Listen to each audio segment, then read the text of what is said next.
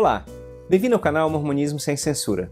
Meu nome é Marcelo Ribeiro e hoje vou compartilhar o que tenho aprendido sobre a segunda metade do nosso desenvolvimento espiritual. Mas antes, gostaria de convidá-lo a se inscrever no canal, se você ainda não o fez. Para fazê-lo, basta clicar no botãozinho de se inscrever e também não se esqueça de acionar o sininho, assim você será avisado quando novos vídeos forem publicados. No último episódio, eu falei sobre a primeira metade do nosso desenvolvimento espiritual, ou cognitivo, a qual o escritor James Fowler divide em 3 estágios. Se você ainda não assistiu aquele vídeo, está bem aqui no canto da tela o link para que você possa assisti-lo.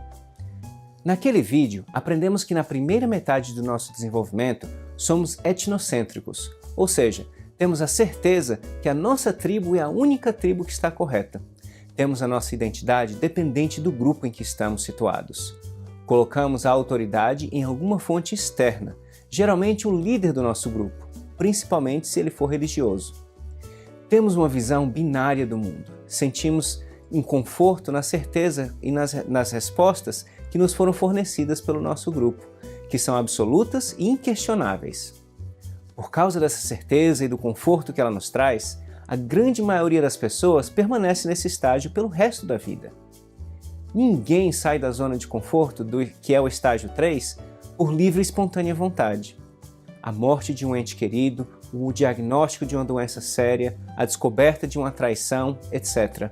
Em algum momento, a vida nos lança um desafio que não pode ser resolvido pelo sistema de crenças que nós desenvolvemos até ali. Isso é o que pode ser descrito como dissonância cognitiva, ou crise de fé, que é quando temos 2 ou mais convicções pessoais batendo de frente e se contradizendo. E é a partir daí que começamos realmente a analisar as coisas em que acreditamos, começamos a nos perguntar por que acreditamos nessas coisas, começamos a ver as falhas e as contradições nelas, para as quais precisamos de soluções, pois nossos cérebros não gostam do conflito que elas causam. E é aí que começa a transição para a segunda metade da vida. James Fowler fala no estágio 4 de fé e o chama de estágio individualista e reflexivo. Indivíduos nesse estágio estão frequentemente fazendo perguntas difíceis, que podem causar muito desconforto nos demais, que talvez achem que eles perderam a fé. Mas na verdade, este é um chamado divino para encontrar significado mais profundo. Pessoas nesse estágio não se contentam mais com respostas superficiais. Eles estão à procura de respostas verdadeiras, autênticas e profundas. Margaret Placentra Johnston explica que nesse estágio o indivíduo toma as rédeas de sua fé, a qual passa a vir de dentro e a autoridade não é mais colocada em uma figura externa. Quando essa mudança realmente acontece, o indivíduo passa a examinar sua fé de uma forma sem precedentes. Eles dão um passo para trás e examinam a fé que até então eles aceitavam tacitamente e começam realmente a analisá-la de forma objetiva. Talvez perguntas antigas para as quais eles nunca se atreveram a buscar as respostas reais retornem à tona. Para fazer isso, a pessoa tem que ter atingido um avançado grau de individualização. Sua percepção de si mesmo como indivíduo tem que ser mais forte do que a identidade como parte de um grupo. Isso não significa ser egoísta, mas significa que se os valores e crenças do grupo não fazem sentido para essa pessoa, ela tem a coragem e a autonomia de discordar, criticar ou até mesmo descontinuar a prática ou se distanciar dos ensinamentos. Confiança na consciência individual sobrepuja o senso de lealdade e dependência à tribo. A verdade passa a ser mais importante do que ser aceito pelo grupo ou ter a aprovação do mesmo. Richard Rohr explica que no processo de crescimento, em algum ponto temos que deixar nossa casa, nossa zona de conforto. Assim como Jesus ensinou em Lucas 14, temos que deixar para trás mãe, esposa, filhos, irmãos, irmãs e nós mesmos. Temos que nos perder. Temos que deixar nossas tradições, para que só então possamos nos encontrar. Na busca ardente por uma identidade individual, pessoas no estágio 4 vão duvidar e questionar tudo, e provavelmente discordarão de partes das crenças que sua própria religião lhes ensinou. Alguns permanecerão em sua religião original, outras a deixarão. E embora não haja uma fórmula mágica para retê-los, a pior coisa que se pode fazer é insistir que as dúvidas deles são algo ruim, rotulá-los como desviados, como joio, apóstatas, e não criar o espaço seguro para que eles possam expressar suas dúvidas e discordâncias. Esses indivíduos estão, em grande parte, procurando um entendimento mais profundo de Deus, de suas vidas e do seu propósito. Bons mentores deveriam validar suas perguntas, aceitá-los, amá-los, apoiá-los em sua jornada e em sua busca por verdade e não repreendê-los. Deveriam ajudá-los a deixar Deus sair da caixinha no qual o colocamos como parte do processo dos estágios anteriores e se tornar algo muito maior, mais presente, de significado muito mais profundo. O estágio 4 é a transição entre o estado etnocêntrico, onde nos dividimos em tribos e sempre achamos que a nossa tribo é a única verdadeira, e para os meus amigos membros da igreja, talvez algo que venha como uma surpresa, nós não somos os únicos que acreditamos estar na única igreja verdadeira, e nem somos os únicos que baseamos essa certeza em uma experiência espiritual. Bom, mas a transição desse estado para um estado conjuntivo ou de conjunto, onde entendemos que somos todos membros de uma única família humana, que é o estágio 5, segundo James Fowler.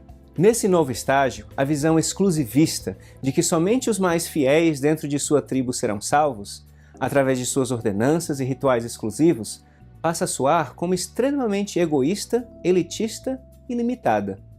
Se estudarmos os ensinamentos dos verdadeiros sábios da humanidade, veremos isso claramente. Veja, por exemplo, quem é que Jesus repreendeu nas Escrituras? Justamente aqueles que se achavam especiais. E veja com quem é que ele se relacionava? Com os pecadores. Esses indivíduos começam a entender as Escrituras em um sentido muito superior, não mais no seu sentido literal. Esse indivíduo entende que, embora Papai Noel não exista, as histórias que criamos sobre ele e recontamos por inúmeras gerações têm alimentado o bem no mundo. Se a Arca de Noé realmente comportou 13 milhões de animais, alimentos e água para eles, passa a ser algo irrelevante. Mas as lições que podem ser tiradas da história ainda são disponíveis para quem quiser aprendê-las. Se o estágio 4 foi a época de desconstruir tudo que tínhamos cuidadosamente colocado dentro daquela caixinha do estágio 3, inclusive o nosso entendimento e interpretação de Deus, agora é hora de reexaminar todos os pedaços e começar a decidir o que irá ser aproveitado e o que irá ser jogado fora. Pessoas no estágio 5 veem e aceitam a realidade como ela é, sem tentar filtrá-la ou moldá-la para que se encaixe nos seus paradigmas pré-estabelecidos. Ele ou ela olha para a situação de um homossexual que nasceu desta forma e tem tanto controle sobre isso quanto um canhoto tem sobre o fato de que o seu lado esquerdo é o lado dominante, e movido por um amor incondicional, aceita que esse indivíduo não é defeituoso, não é mais pecaminoso do que qualquer outro de nós. Alguém no estágio 5 não tem a necessidade de dar voltas e voltas tentando explicar como Deus fez esse indivíduo gay para testá-lo, puni-lo, purificá-lo, para nos ensinar lições, etc. Ele apenas é quem ele é. Diferente do indivíduo no estágio 3, o qual provavelmente pode aceitá-lo, desde que ele não traga seu parceiro para o jantar de Natal na casa da vovó. Ou tolerá-lo, apesar de ter certeza que ele não entrará no reino de Deus por ser menos santo. Indivíduos no estágio 5 encontram maior paz e equilíbrio, mesmo tendo menos certezas do que os indivíduos no estágio 3. E não sentem falta de tais certezas, porque eles reconhecem que elas eram apenas uma ilusão inútil e que o mundo é muito mais complicado do que a visão binária no estágio 3 lhes permitia enxergar. No estágio 5, vemos a família humana completa, com seus defeitos e contradições, com todas as suas cores. Não há mais tribos, mas sim uma única família humana. Já não temos medo de encarar de frente as contradições de nossa própria religião, identificá-las, criticá-las, lutar pela sua mudança, ou até mesmo abandoná-la. Contudo, diferentemente do estágio 4, ao invés de estarmos em busca de uma verdade alternativa àquela da nossa infância espiritual, compreendemos que ninguém tem essa verdade única, nem nós mesmos. É nesse estágio que sentimos imensa fome e sede por conhecimento e verdade, a qual percebemos pela primeira vez, pode ser encontrada em inúmeras fontes, muitas das quais foram até então ignoradas por nosso estágio 3 e 4. Começamos a ver a beleza por trás das tradições e rituais nas mais variadas formas, religiões e culturas. Não porque queremos testar se elas se encaixam nas nossas crenças, mas porque genuinamente entendemos que podemos aprender lições valiosas com cada uma delas. Esses indivíduos talvez continuem em suas religiões, ou voltem para elas depois de ter passado um período longe durante o estágio 4. Mas sua fé será muito diferente. Eles podem usar a mesma linguagem e participar nos mesmos rituais, mas seu entendimento de Deus, do propósito da igreja e de seus líderes em suas vidas não é mais o mesmo. Seu entendimento sobre outras fés e tradições das Escrituras e dos mandamentos seria considerado apostasia, mesmo por aqueles que os amam mais profundamente. Por isso, esses indivíduos usam um vocabulário que aqueles em estágios anteriores entendem, mas seus significados são na verdade diferentes, mais profundos, mais amplos do que antes. Quase como se eles estivessem falando em parábolas e alegorias, assim como Jesus o fez. Não é engraçado como hoje nós achamos tão simples entender os significados mais profundos de tais parábolas que muitos judeus na época não entenderam e orgulhosamente não admitimos que nós mesmos podemos ser tão despreparados para entender os significados ainda mais elevados e ensinamentos espirituais, assim como aconteceu com os judeus da época. Richard Rohr diz o seguinte: essas pessoas têm um recipiente forte que pode conter cada vez mais verdade, mais e mais próximos, uma visão mais ampla de Deus, do divino e dos mistérios do universo. Deus deixa de ser um Deus mesquinho, pequeno, punitivo e tribal, ou exclusivista. Antes, eles adoravam o barco. Agora, eles amam a praia onde ele os levou.